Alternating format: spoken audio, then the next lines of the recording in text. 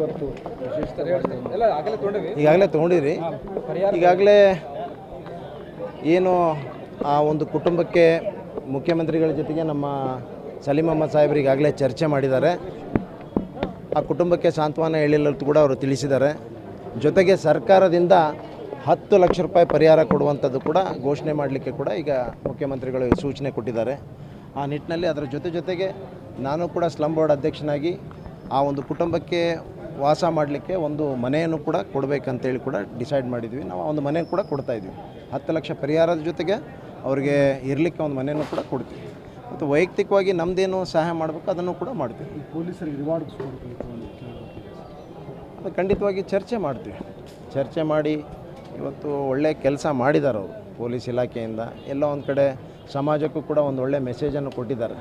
ಬಹುಶಃ ಇಂಥ ಏನು ಅಮಾನ್ಯ ಕೃತ್ಯವನ್ನು ಮಾಡಿದ್ದಾರೆ, ಇಂಥ ಏನು ಡ್ರಗ್ಸು ಮಾಫಿಯಾ ಹೆಸರಿನಲ್ಲಿ ಏನೋ ಸೈಕು ಅದೇನಂತೆ ಅಂತ ಹೆಸರಿನಲ್ಲಿ ಇಂಥ ಘಟನೆಗಳು ಮರುಕಳಿಸ್ತಾ ಇದ್ದಾವೆ.